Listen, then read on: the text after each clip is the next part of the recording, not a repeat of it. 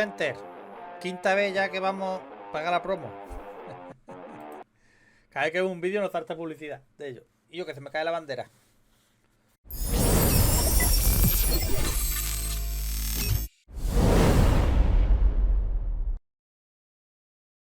Venga, vamos a darle caña al vídeo de Kincade. ¿Os parece? Venga.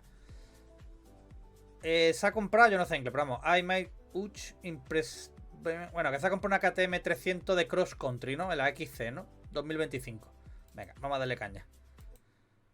Vamos a darle caña.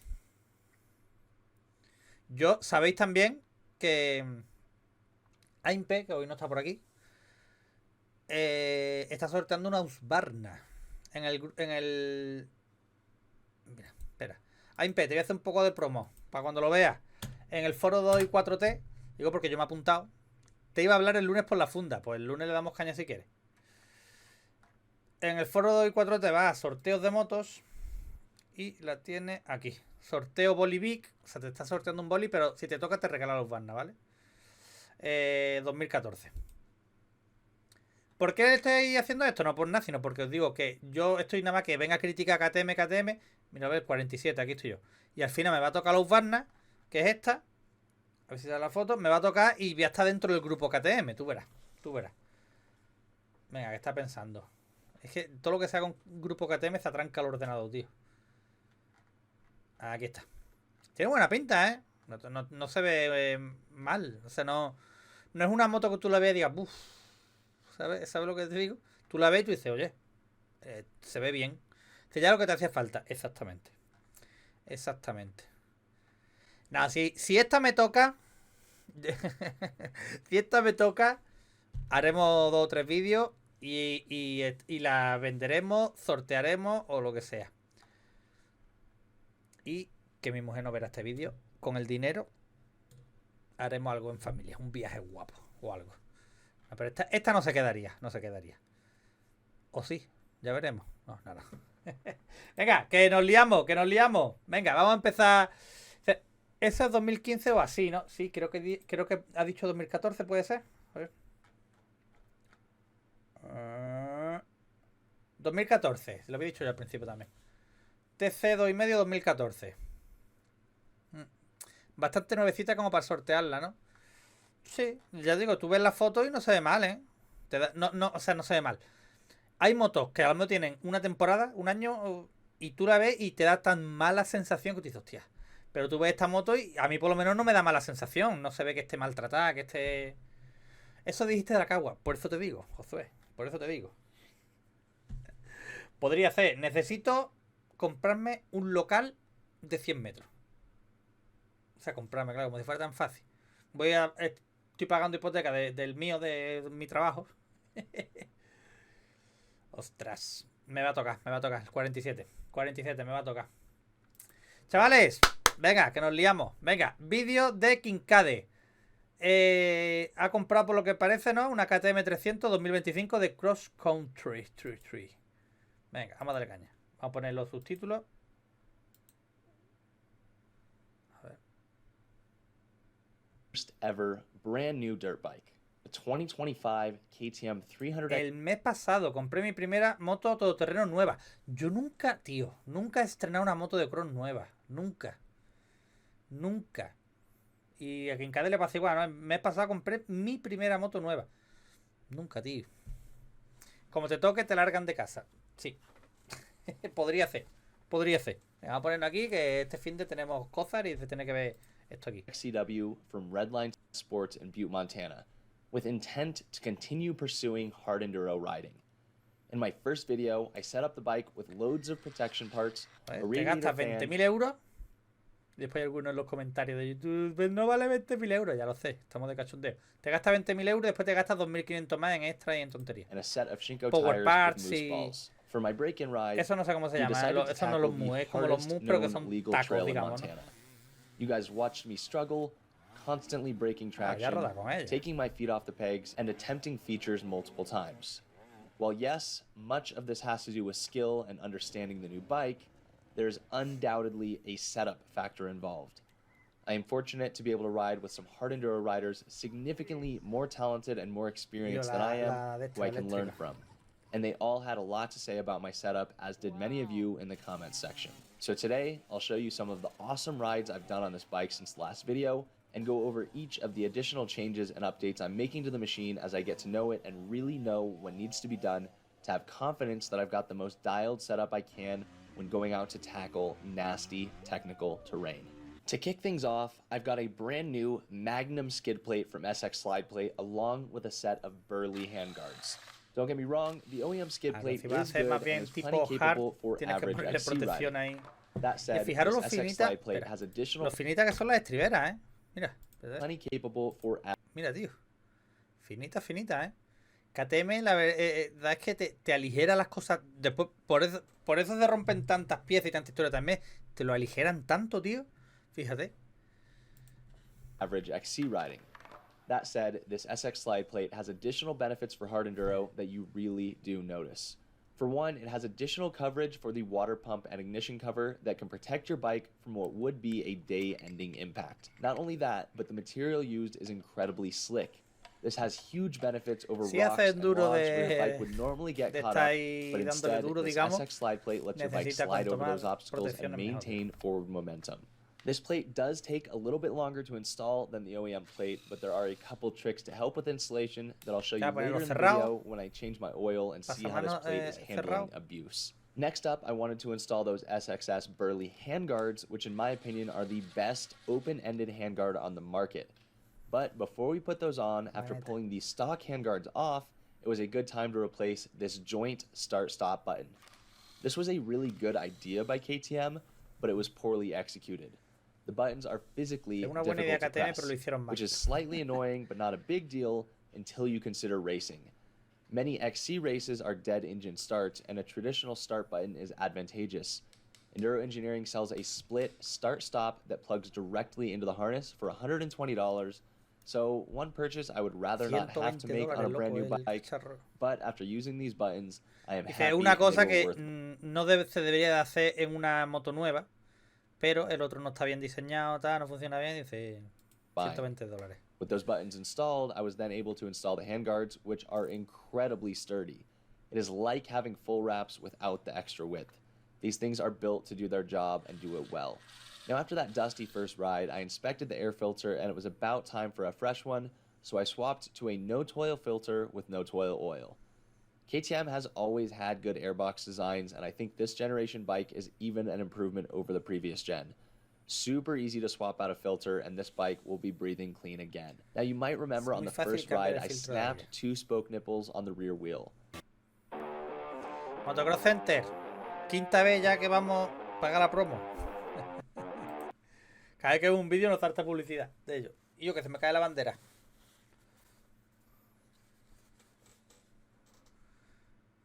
Recuerden, bueno, recuerden que en el primer viaje rompí 2 cabecillas de radio en la rueda trasera. Oh. I'm still not 100% sure how. 120 euros el botón del chiqui chiqui. This is one of those. Claro, porque eso es TPI de esta, ¿no? Y eso, claro, tendrá que llevar toda la historia para que conecte con eso y no es un botón de conecto un cable aquí a volar. Como el botón de par universal que por lo menos en los 2 tiempos.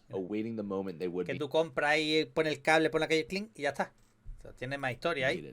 I have a set of spokes from an 18-inch rear wheel that even match the color and style of the OEM spokes and nipples. I replaced and tightened those spokes, and while I was at it, I removed a moose ball from the rear tire to soften it up a little bit and see if that improves my traction riding hard enduro.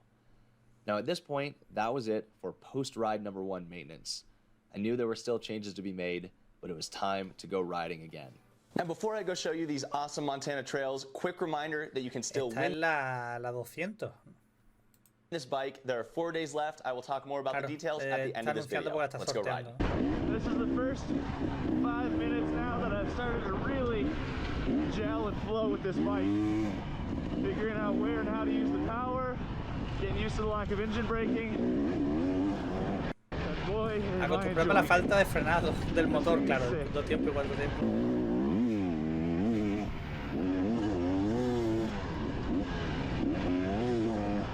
Por eso viene bien entrenar con la pulse. Mira a motocrossente que nos regalen bonos con la pulse. Motocrossente. Te lo estoy diciendo de buena, cualquier día me enfado de verdad.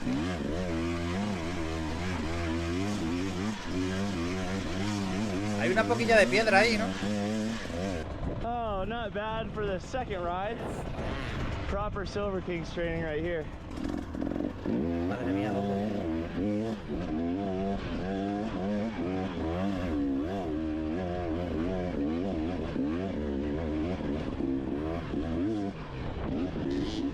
Out here with Frankie and Monty. Ripping with the boys. Thank you. One more coming. Igual que aquí, ¿eh? Aquí te cruza con senderista y te hubieran dado con el palo en el casco. I heard of that. I mean, you guys know for how much time I've spent on 350s. I love a four-stroke. I do. But this thing is a freaking blast, and it is nice and crispy up in the top end. I'm getting so much chatter in my freaking hands. El colega de la 4,5. I don't know if you are with that suspension, but This chassis is incredibly stiff. The suspension's amazing, but the chassis. Está diciendo, claro, dice, llevo mucho tiempo con la 3,5, dice, me encanta el 4 tiempos, dice, pero claro, esto es, hay que acostumbrarse. yeah, that's what Rydell said too. We were wondering when you were gonna get here. I'm just kidding. Frankie's in the market for a new bike. Wanted to try out the 25. We're sending him over to Redline Sports to pick up a freshie. That's where I bought that bike right there, and it is freaking awesome. They were awesome. The whole experience was epic. My first time buying a brand new bike, and they sure made it memorable. Actually crazy getting off that 08 with so much vibration, and this bike literally having that. La buena a cuando yo tenía 14 años tenía una riesgo de 49. Oh. No, I would call that a save.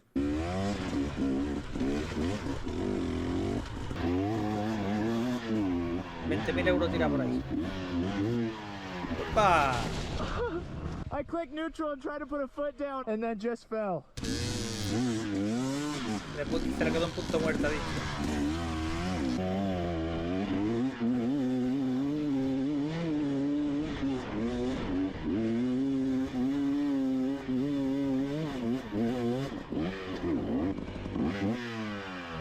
Is that the silky pequeño boy? Nice. Come on, Monty, deadlift that thing, it'll break. Eso se pasa por lo harto, tío. Eso se pasa por lo harto.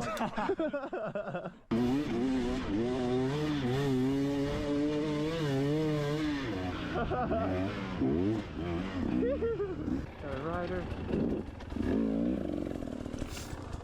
Thank you. Yep, how's it going? Great, man. Beautiful day. It sure is. Yo recuerdo una vez cuando hacía enduros que me pasó algo así también. Me crucé con una mujer con un caballo y lo mismo, me paré y me llamó a mí la atención. Me paré la moto y cuando pasó la mujer por la mía era por el cauce del río, ¿vale? No llevaba agua y nada. Igual que muchas gracias, tal, porque normalmente nos ven y aceleran más los cabrones. Digo, no, hombre. O sea, no, hombre, digo yo, coño, está viendo, pues, vaya que se asuste el caballo o lo que sea, ¿no?